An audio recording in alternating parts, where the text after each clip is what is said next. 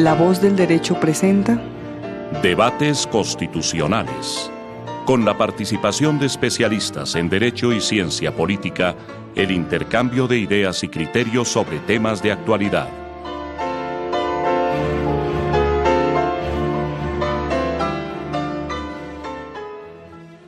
Presentamos un cordialísimo saludo a los oyentes de La Voz del Derecho, tanto los que se encuentran en Colombia como fuera de ella.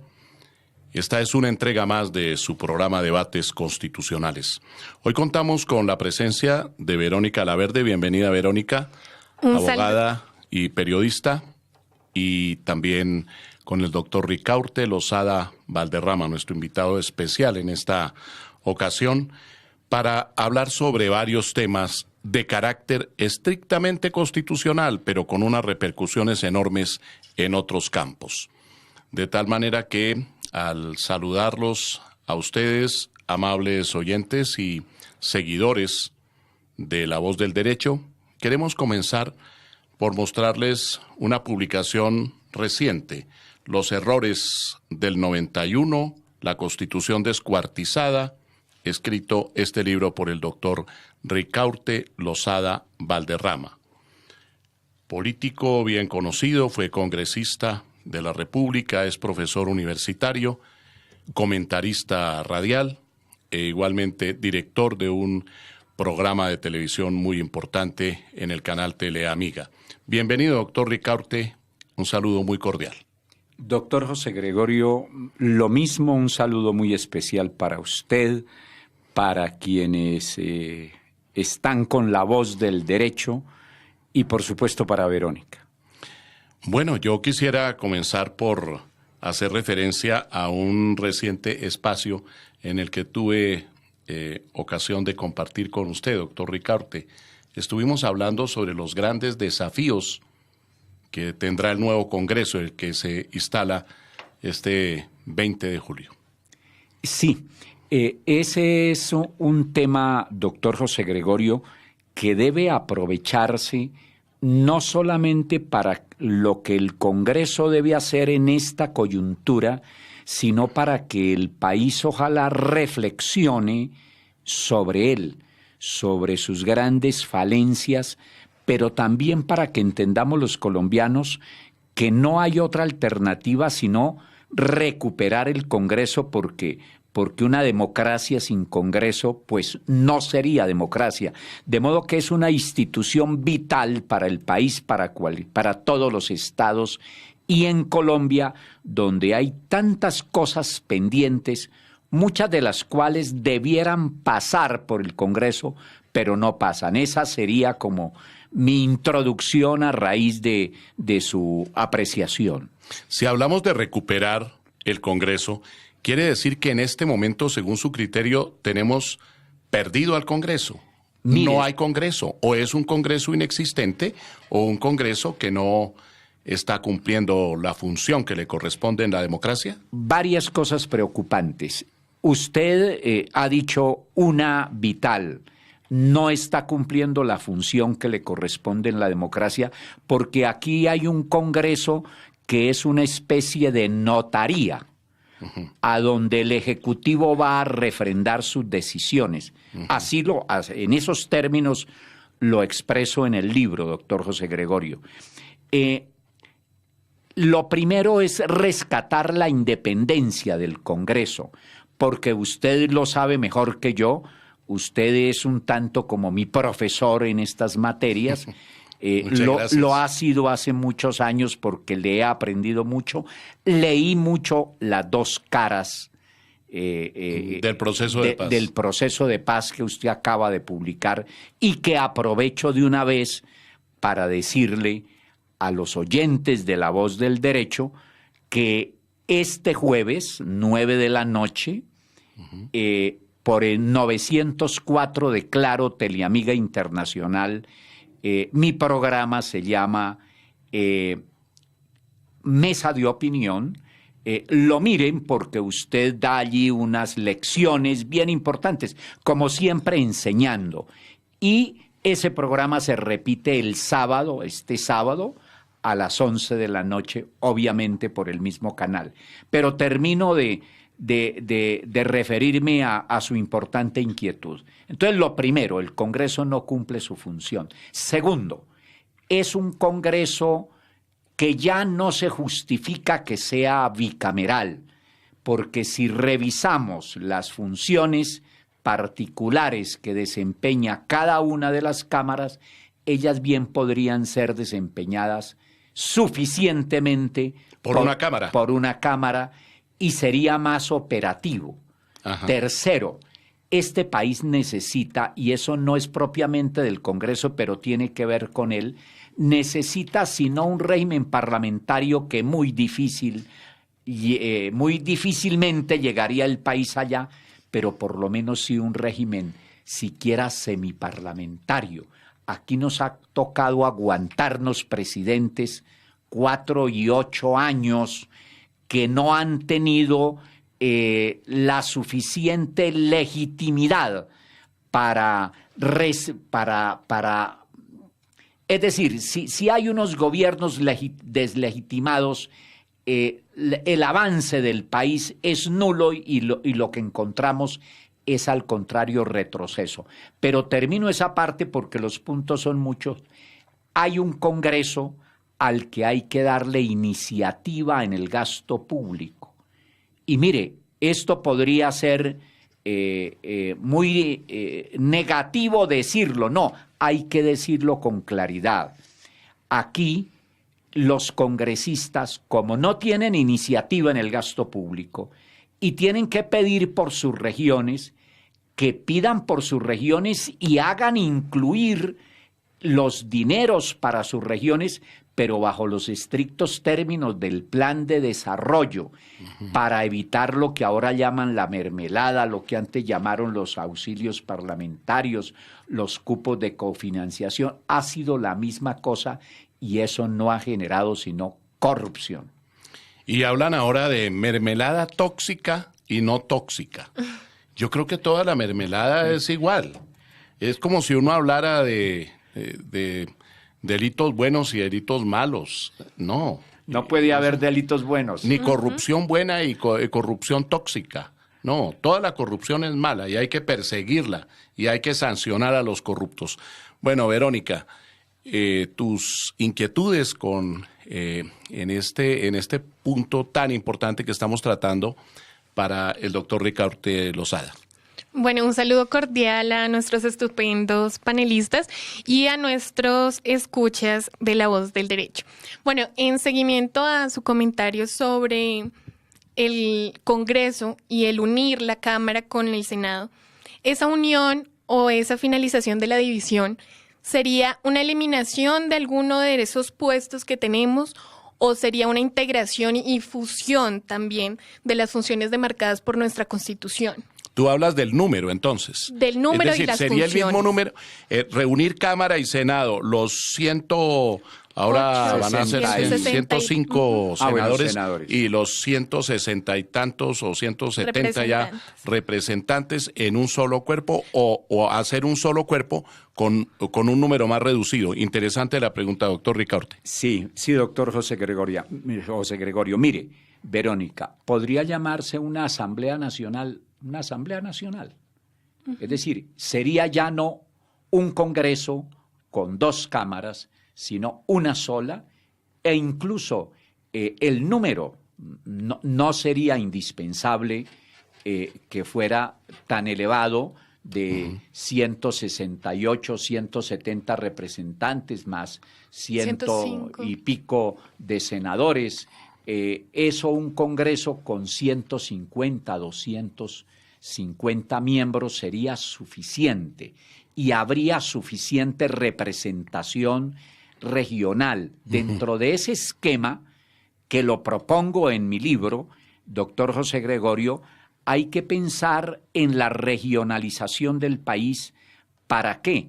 Para que se supriman las asambleas departamentales y se creen unas asambleas regionales con funciones legislativas pero limitadas y una asamblea nacional única, un congreso único, desde donde se expidan las leyes esenciales las que tienen que ver con todo el Estado para darle cierta autonomía limitada. Eso no sería propiamente federalismo, una federalización, se me traba la lengua, intermedia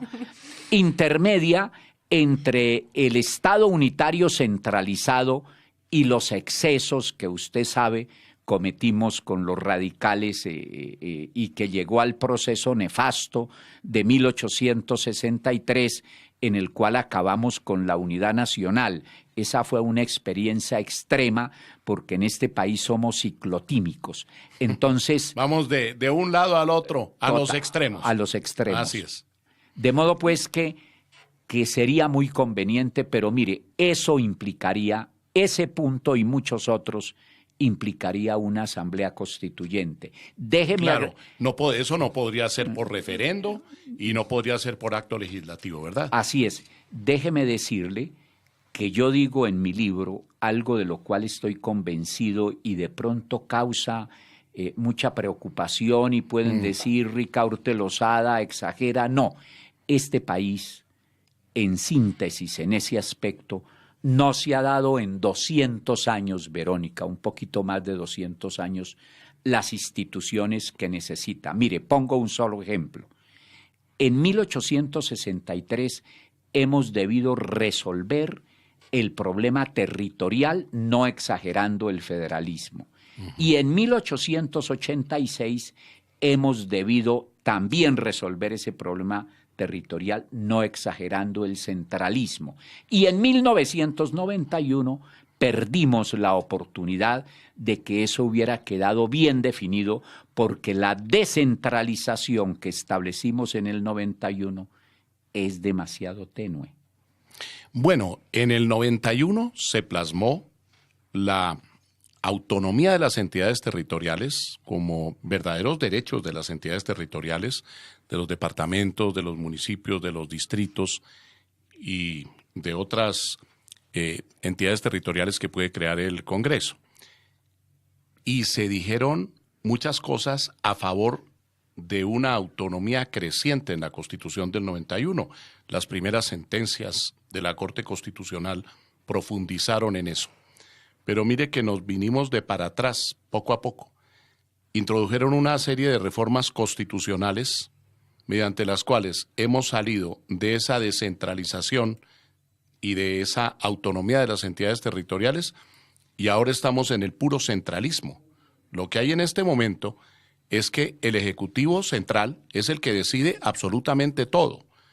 Inclusive, a propósito de la implementación de los acuerdos de paz, se aprobó un acto legislativo según el cual durante 20 años los recursos que reciban las entidades territoriales por concepto de regalías, etcétera, van única y exclusivamente al tema de la paz y por decisión de unos organismos en que el que manda es el Ejecutivo Nacional. 20 años. Así es, pero mire, ha tocado un punto bien importante. Ese avance del 91 en materia de descentralización quedó cojo porque el artículo, concretamente es el artículo, los oyentes podrán verlo, el 287 de la Constitución, que desarrolla el artículo primero que establece el Estado unitario con autonomía y de las entidades territoriales. Como usted bien lo advierte, pero eso es tenue porque revisando el artículo 287, pues tienen unas funciones demasiado limitadas. Hay que no llegar a los extremos. Hay que darle la autonomía a las entidades, la real, a las entidades territoriales. ¿Cuáles son las bondades de la descentralización así, en plena síntesis?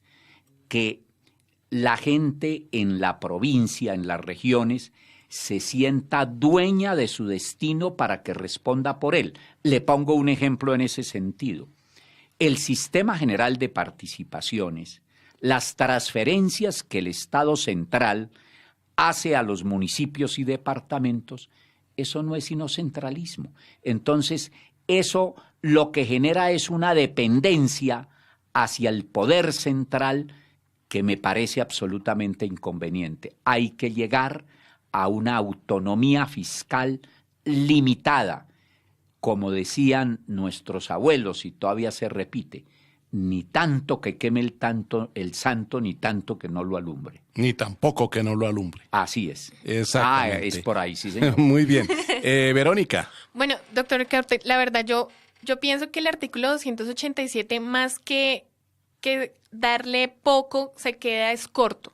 Porque cuando vemos lo que postulan sus numerales, que son 4, dice, y me permito leer, gobernarse por autoridades propias, ejercer competencias que les correspondan, administrar los recursos y establecer los tributos necesarios para el cumplimiento de sus funciones y participar en las rentas nacionales. Me parece que eso deja un espacio muy grande porque no están tan no hay señaladas. autonomía. No hay autonomía verdaderamente que nos lleve a un esquema como el que se tiene en un sistema federal. Porque aquí todo eso que tú has leído se ejerce dentro de los límites de la ley. Es decir, es el Congreso el que dicta las normas pertinentes. Por ejemplo, en materia de presupuesto, en materia de plan nacional, de plan departamental o municipal o distrital de desarrollo, en materia de impuestos, tasas y contribuciones, todo eso lo pueden hacer las corporaciones elegidas popularmente, asambleas, consejos, pero dentro de los límites que señala la ley. El marco.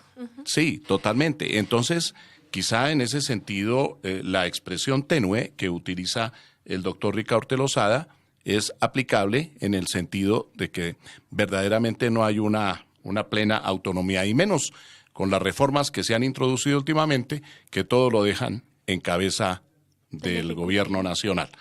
Bueno, pero yo tengo una inquietud, Verónica y doctor Ricaurte.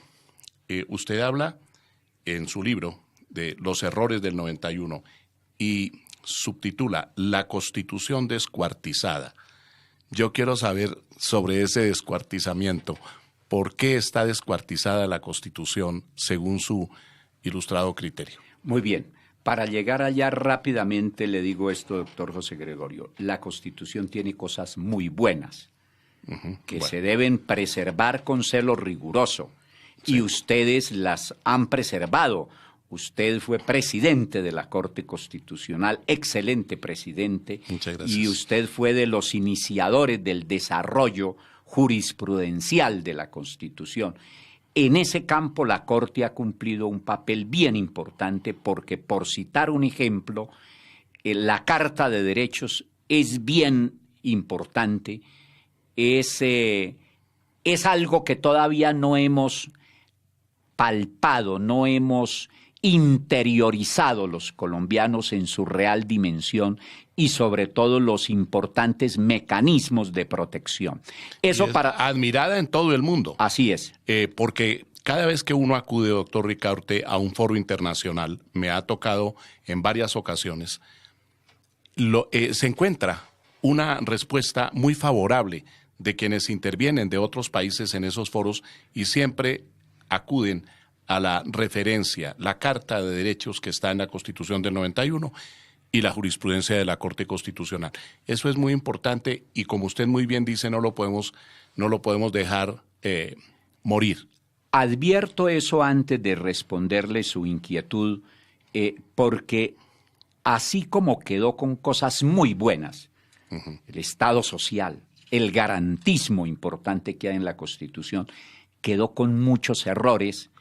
Y yo desde el primer momento, con un costo elevadísimo, hice un debate en el Senado en 1992, a 6 meses de haberse expedido la Constitución, y dije, mire, como hay unos aciertos, mantengámoslos, pero hay unos errores que hay que corregir, hagámoslo integralmente, como se hizo en 1910, que fue la reforma bien importante. De la Carta del 86, claro. Correcto. Bueno, eso no se acató y esos errores se han agravado.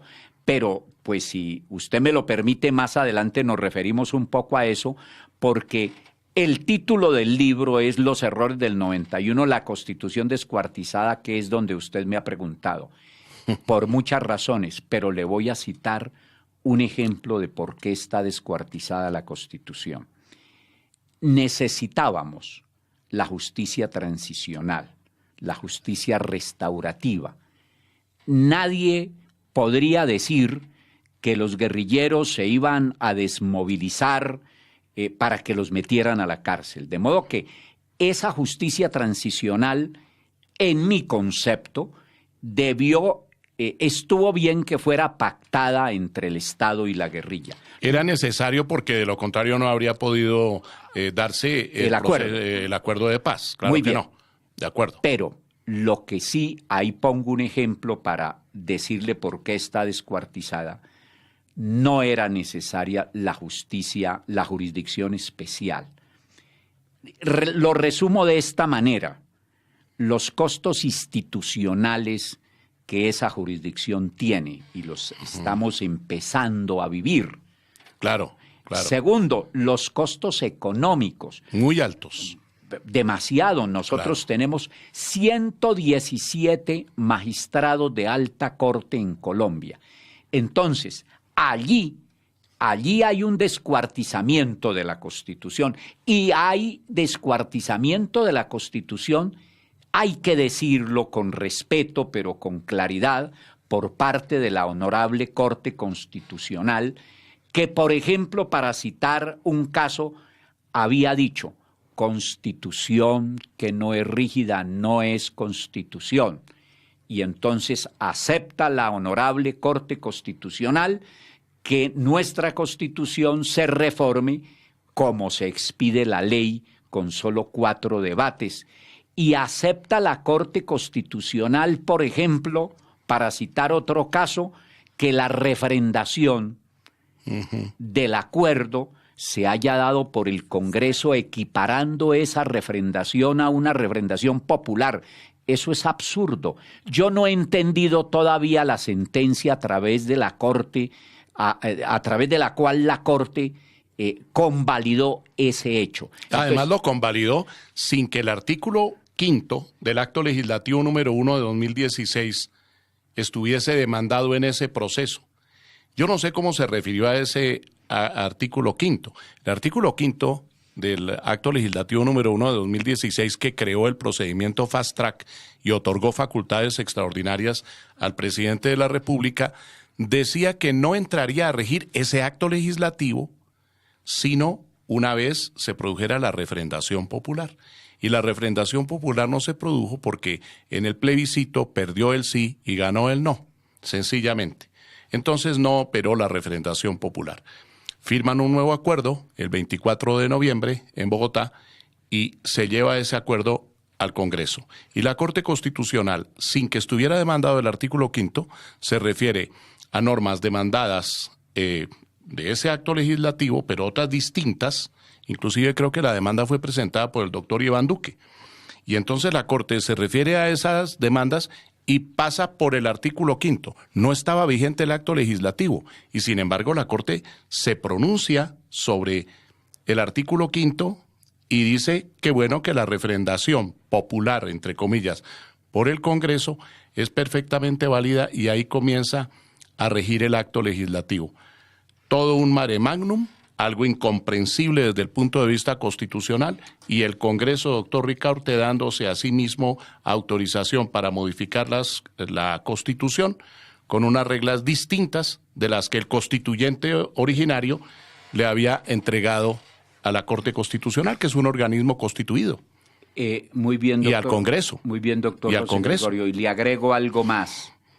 El Congreso está facultado por el constituyente primario, el pueblo, para reformar la Constitución, pero no para cambiar las bases esenciales sobre las cuales le dice el pueblo, en este caso los 74 constituyentes que actuaron en el 91. Elegidos por el pueblo. Elegidos por el pueblo, ellos dijeron, mire, usted, señor Congreso, nos va a actualizar la Constitución, la va a reformar, pero va a utilizar estos parámetros el constituyente derivado, el Congreso, reformando la Constitución, no podía cambiar esos parámetros porque ahí sí hay una evidente sustitución de la Constitución. De acuerdo, totalmente de acuerdo.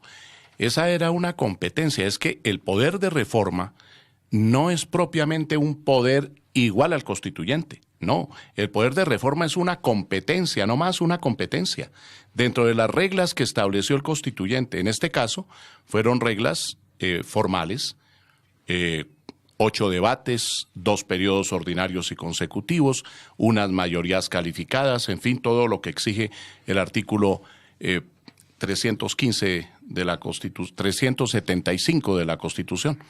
Pero finalmente, entonces, ¿qué hicieron quienes estaban en ejercicio de esa competencia? Se dieron a sí mismos unas reglas distintas de las que había dicho el constituyente. Se suavizaron la carga desde el punto de vista procedimental y establecieron unas reglas distintas. Pero hacemos una breve pausa en la Voz del Derecho. Ya regresamos. En La Voz del Derecho traemos las noticias y profundizamos en ellas. Las verificamos, las confrontamos, las ponemos en contexto, sometemos los hechos, las decisiones y las controversias a la crítica respetuosa pero franca. La Voz del Derecho, radio en profundidad. En La Voz del Derecho traemos las noticias y profundizamos en ellas. Las verificamos, las confrontamos, las ponemos en contexto. Sometemos los hechos, las decisiones y las controversias a la crítica respetuosa pero franca. La Voz del Derecho, radio en profundidad.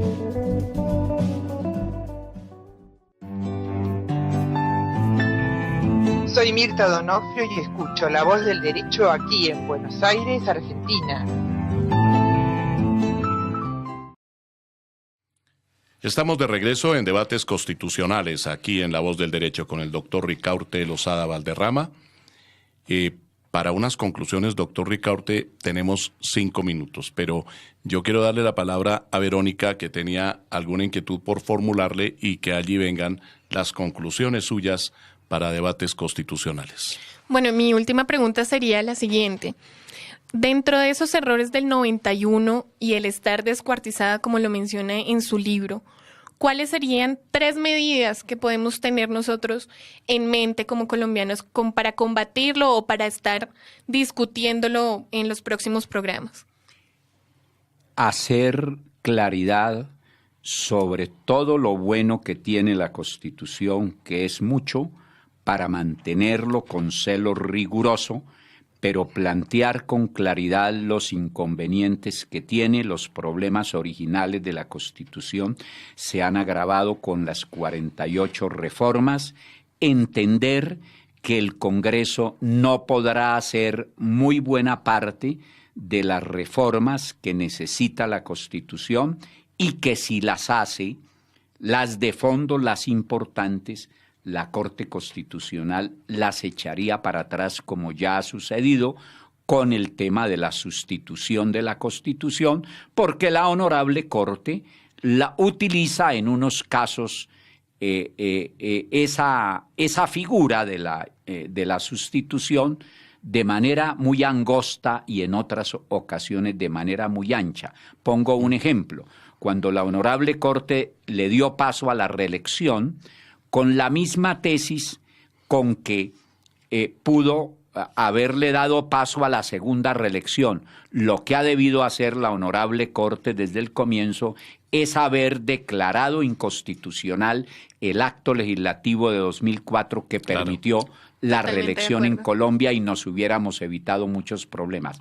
Pero yo quiero decir, antes de que se nos acabe el tiempo, doctor José Gregorio, primero agradecerle de nuevo por su invitación y segundo decirle que yo soy completamente defensor del proceso de paz con todas las dificultades que eso tiene, pero que lo he advertido hace ya varios años, no a costa de la institucionalidad, no a costa de haberse llevado de tajo en muchos aspectos los principios esenciales fundantes de la Constitución, que hay que buscar los mecanismos para implementar ese proceso a raíz de los 7 actos legislativos que en algunos casos, menos mal la Honorable Corte Constitucional, llevándose de tajo desconociendo su jurisprudencia, lo refrendó. Eso es bueno para el proceso, pero es muy malo para la institucionalidad. Yo por eso aquí apenas menciono algo de lo cual sigo absolutamente convencido. Los antecedentes políticos, institucionales son graves. La Constitución se expidió mediante 5 golpes de Estado, y eso cómo ha incidido y cómo va a seguir incidiendo en la institucionalidad y por tanto en la vida de este país. Que entendamos, doctor José Gregorio, algo que no hemos entendido todavía los colombianos. Esto no es para abogados, esto es para todo el mundo. De las instituciones depende el desarrollo de los pueblos. Y como no tenemos unas instituciones fuertes y como no tenemos un Estado fuerte sino un Estado ineficiente, hemos estado en guerra. Por eso es necesario, ante todo, hacer pedagogía. Pedagogía para la paz, pedagogía para la formación política, capacitación, y por eso lo felicito de nuevo por este extraordinario programa. Bueno, muchísimas gracias, doctor Ricaurte. Usted es invitado permanente a estos programas de La Voz del Derecho, especialmente para debates constitucionales. Muchas gracias. Lo invitamos siempre y lo tendremos como un crítico, pero un crítico objetivo. Y eso sí lo quiero destacar.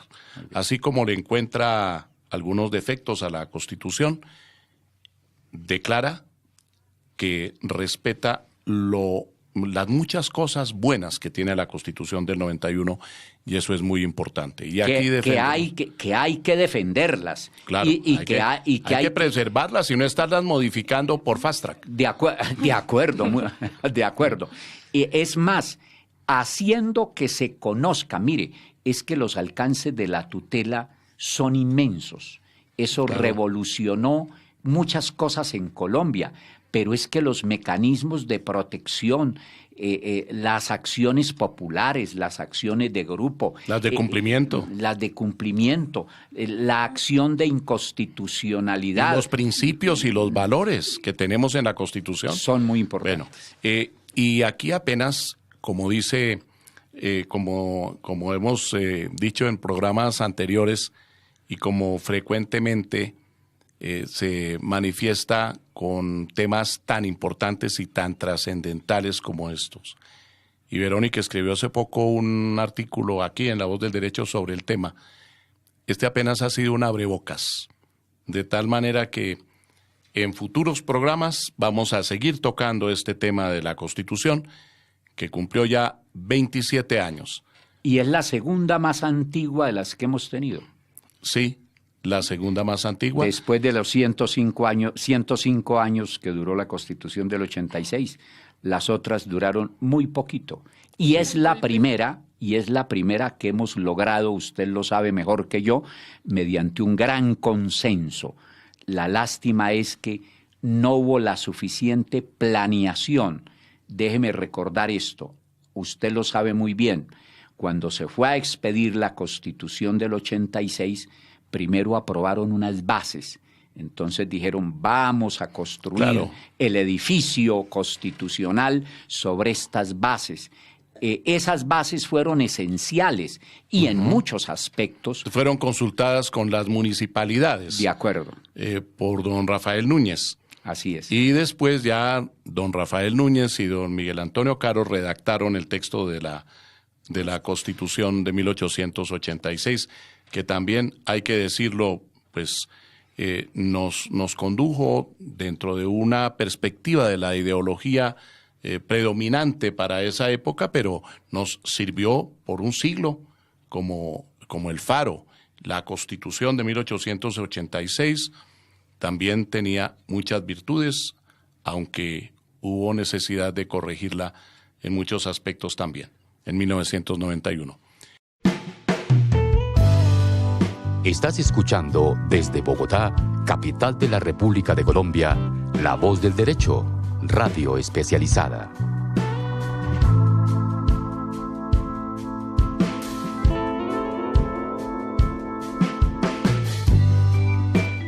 La Voz del Derecho, la única emisora virtual especializada en temas jurídicos.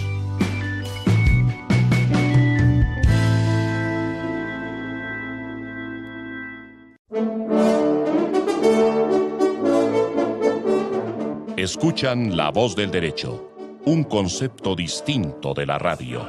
Usamos la tecnología y la ponemos al servicio de la libre circulación de las ideas, de la libertad, de la cultura.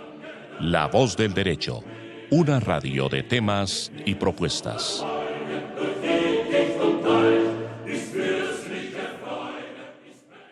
Estamos de regreso en La Voz del Derecho en debates constitucionales, pero tenemos al aire, vía telefónica, a una persona muy importante que nos ha acompañado en muchas ocasiones, que es una persona vinculada permanentemente a La Voz del Derecho y al tema de los debates constitucionales o a los temas que aquí se debaten.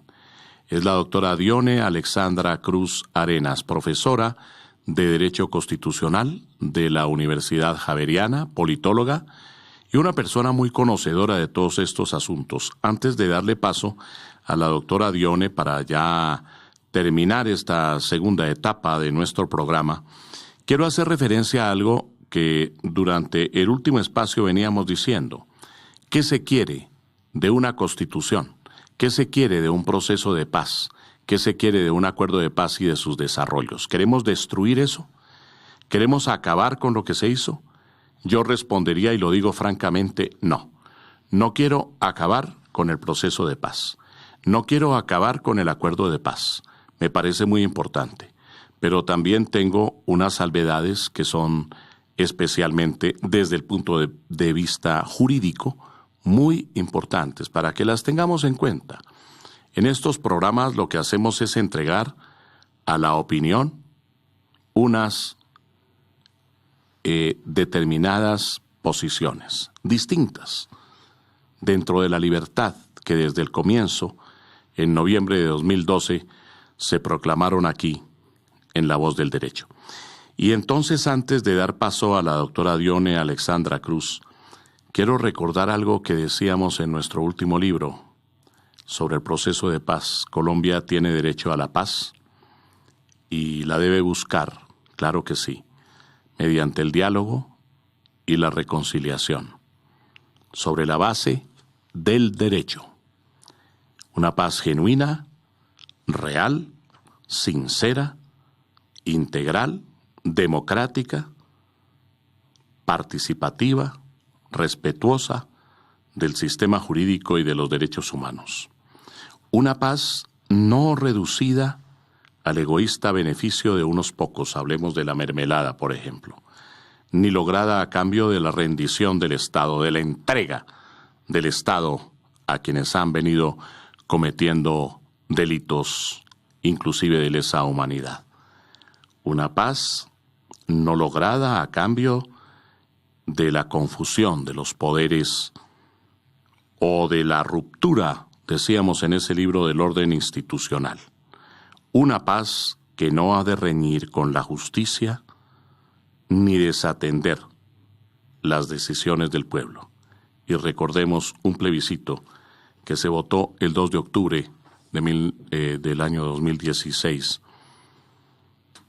y que quedó sencillamente en nada, una decisión popular inaplicada. Bueno, vamos a entrar en contacto entonces con la doctora Dione.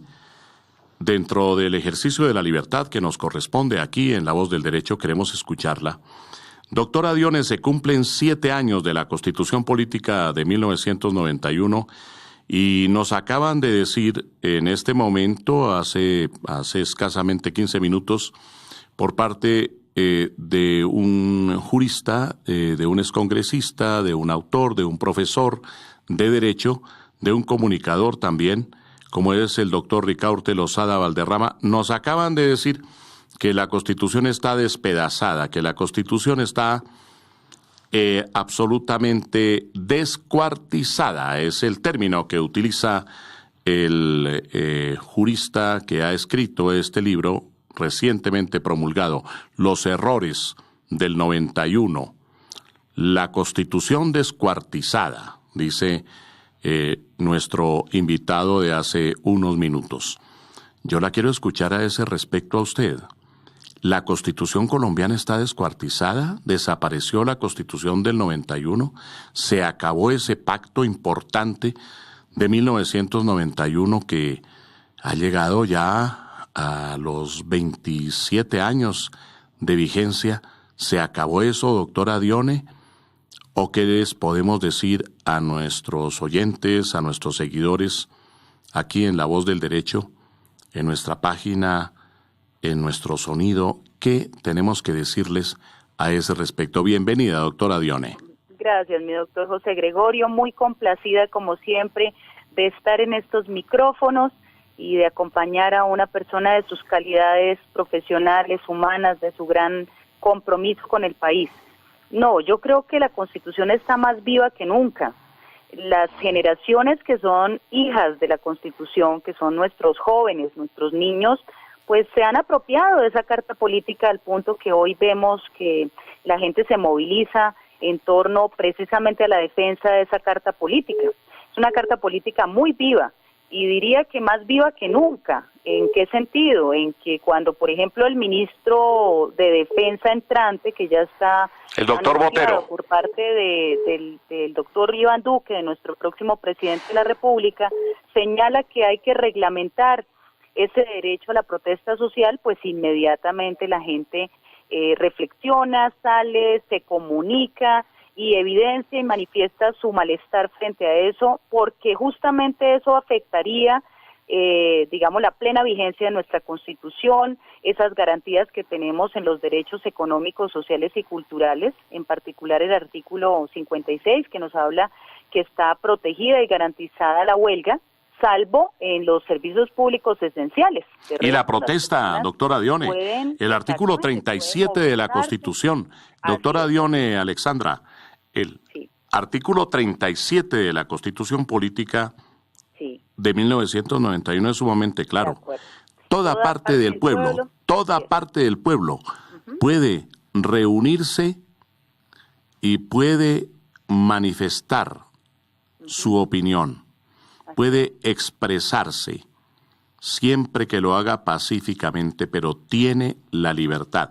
Y solo la ley, no el gobierno, solo la ley puede venir a establecer restricciones a ese derecho. Y como constitucionalmente se dice que la única limitante es la de no vulnerar el ordenamiento jurídico en la parte correspondiente al ejercicio de la violencia, es decir, tiene que haber un ejercicio de la protesta pacífico.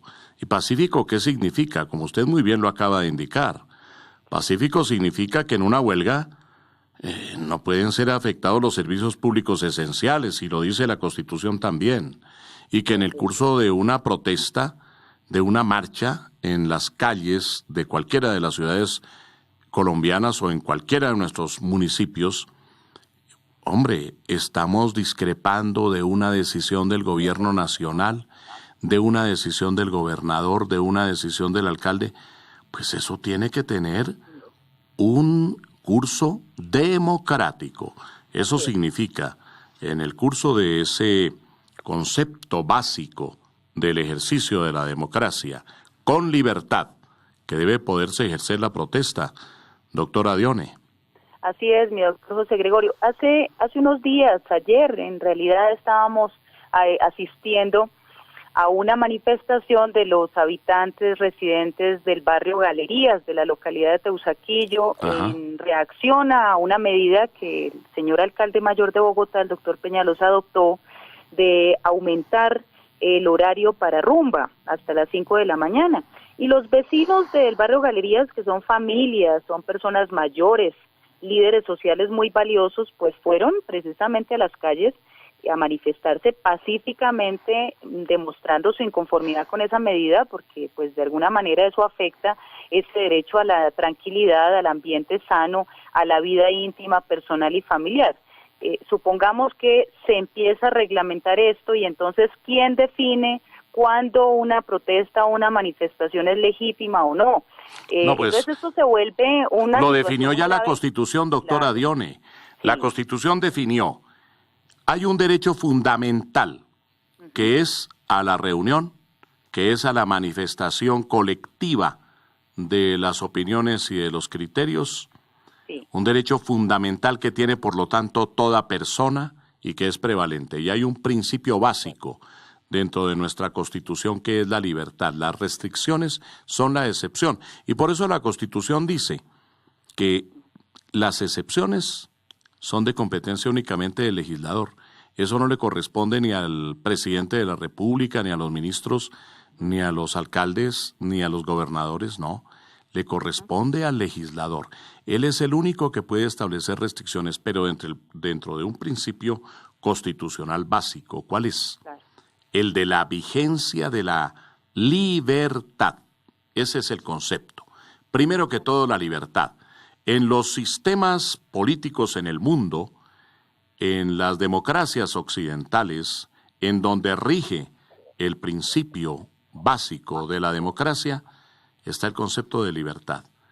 Y la manifestación, inclusive de oposición radical a un determinado gobierno, a una determinada elección, a una cierta determinación, eso es permitido completamente. Recordemos que cuando fue elegido el presidente Donald Trump en los Estados Unidos, en distintas ciudades de los Estados Unidos y en el mundo, hubo muchas manifestaciones en su contra.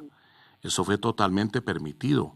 Fueron manifestaciones porque consideraban muchos que no era su presidente. Y así decían las pancartas que llevaban, no es mi presidente, porque consideraban que eso no era lo que ellos querían, pero podían protestar. Claro, ya la decisión se había adoptado. Y desde el punto de vista jurídico electoral, el señor Trump era el presidente de la República electo, pero se podía protestar y se protestó y no pasó nada especial, se protestó. Y lo mismo ha pasado en muchos estados europeos en distintas ocasiones. La protesta siempre debe tener lugar. Aquí se está diciendo que si se convoca una manifestación para el día de la posesión presidencial que es indebido. No, señor. Hay posibilidad de no estar de acuerdo con el nuevo gobierno, desde luego. Eso hace parte de la democracia. Yo personalmente considero que el gobierno pues debe tener todas las posibilidades de actuar, pero si alguien considera que es un gobierno que no le gusta, puede manifestarlo. Lo hace pacíficamente, lo hace sin afectar a las personas ni a las cosas, sin dañar los bienes públicos, sin dañar los bienes privados, sin la violencia. Lo hace pacíficamente y mientras lo haga pacíficamente está bien hecho. Es el ejercicio de la democracia. Ahora bien, ¿qué le van a reglamentar más a eso fuera de lo que ya tiene la Constitución, doctora Dione?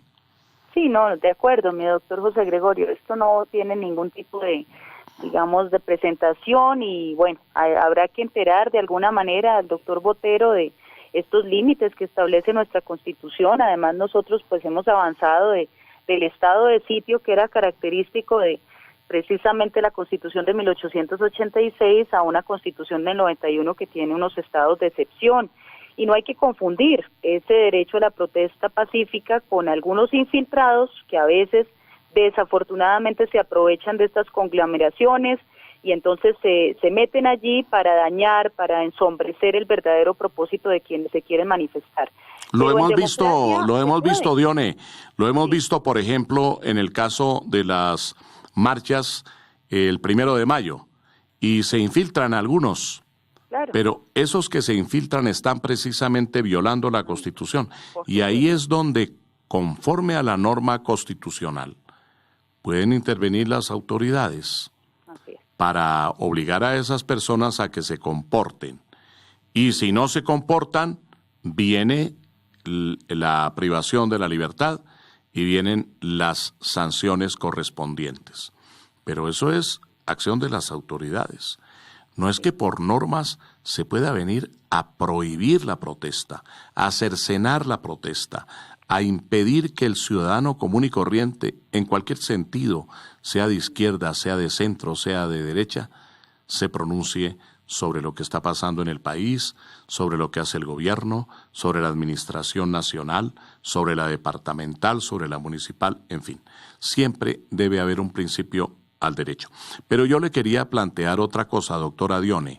Claro. Desde su perspectiva, y usted es politóloga, en el caso colombiano hemos venido asistiendo a una entrega de la rama legislativa frente a la ejecutiva, como lo decía hace unos momentos nuestro invitado especial, quien manifestaba que prácticamente el Congreso había desaparecido porque no ejercía sus funciones, especialmente en el campo del control político.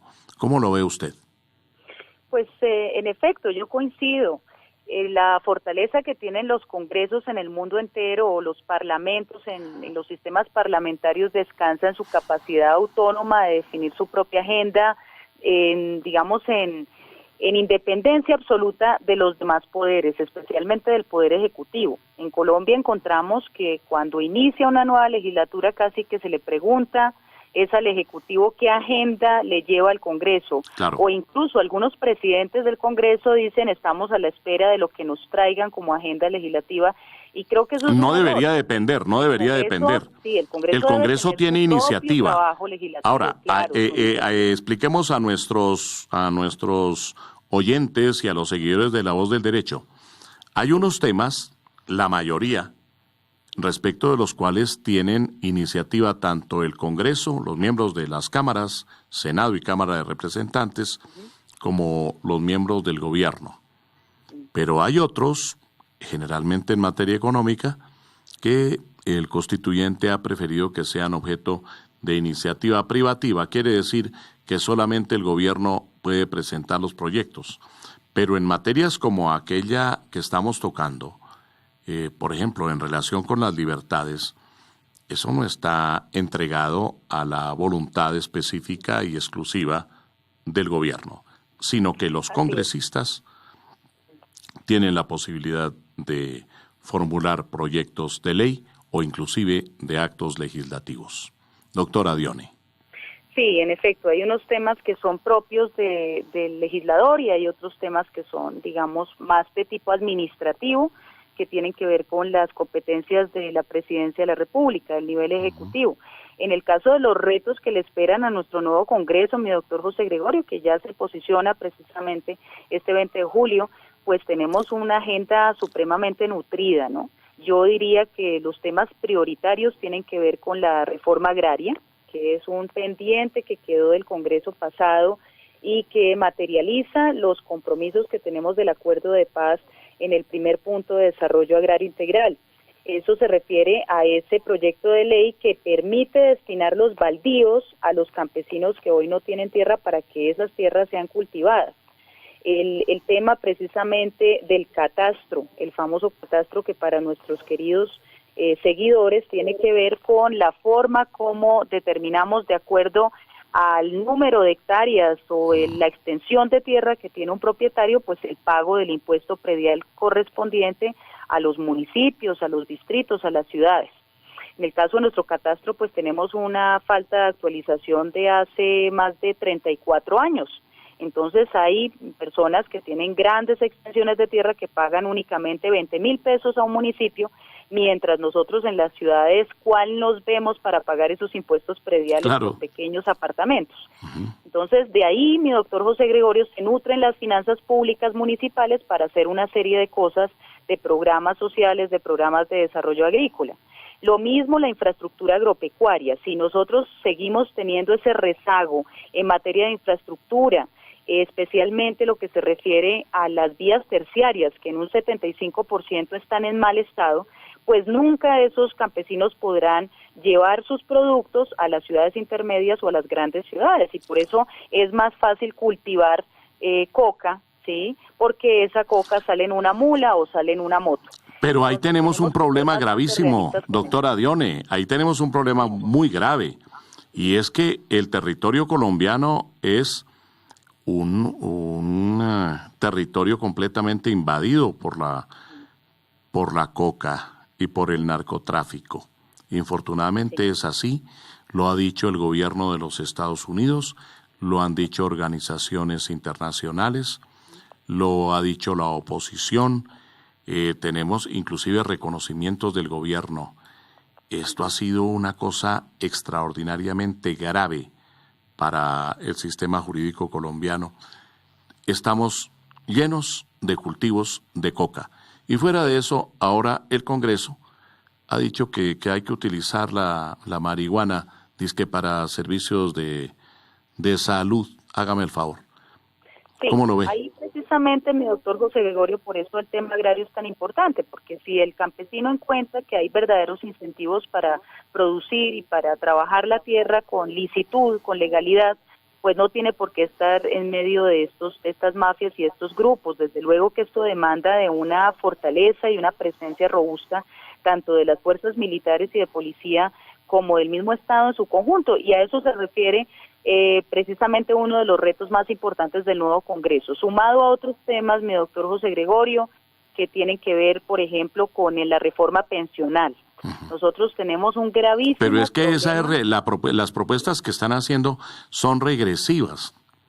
Algunos se han atrevido a proponer que se disminuya el monto de la pensión de jubilación. Otros han propuesto que desaparezca, y eso es completamente absurdo, y no lo podemos permitir, que desaparezca la sustitución pensional. Hágame el favor, las viudas del futuro se quedarían sin pensión,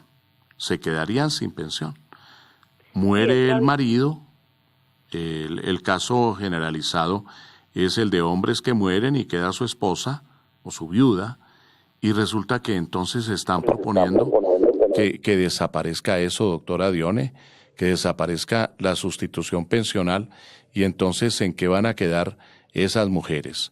Y lo otro, se ha manifestado también de la misma manera que podría haber una restricción desde el punto de vista de la edad, y que entonces aumentar la edad de las pensiones de jubilación y aumentar los requisitos.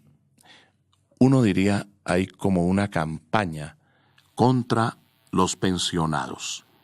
Recientemente se ha producido una decisión infortunada, por supuesto, de la Corte Constitucional en el sentido de estar de acuerdo la Corte Constitucional con lo que el presidente de la República objetó.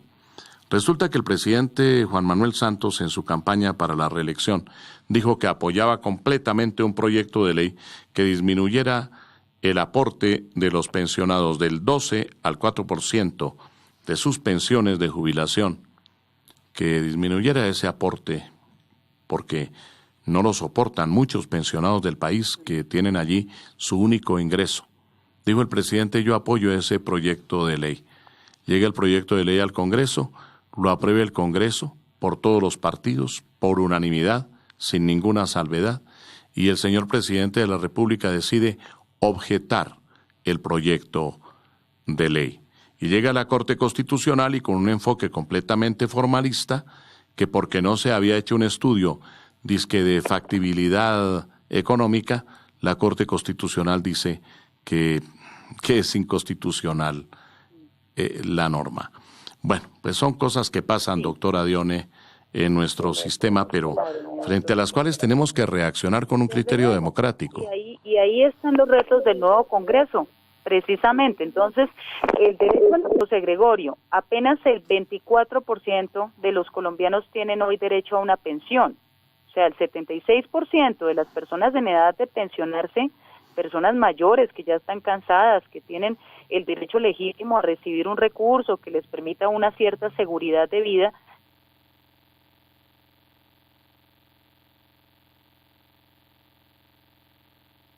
No.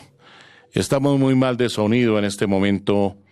Infortunadamente, doctora Dione Alexandra Cruz Arenas, muchísimas gracias por haber participado en este programa. Esperamos que en un futuro podamos tener una mejor comunicación telefónica con usted, o mejor, como siempre ocurre, que nos acompaña aquí en los estudios de La Voz del Derecho. Usted es del alma de este programa de debates constitucionales. Doctora Dione, un saludo especialísimo y esperamos que próximamente podamos proyectar nuestro análisis y nuestro estudio sobre todos estos temas tan interesantes de derecho constitucional, que es su materia, que es nuestra materia y que es lo que nuestros oyentes y nuestros seguidores en La Voz del Derecho, ahora por la vía del video, quieren compartir, quieren escuchar, quieren examinar y quieren controvertir. Muchas gracias. Los estamos invitando a todos ustedes para un programa similar en 8 días en La Voz del Derecho. Hasta pronto.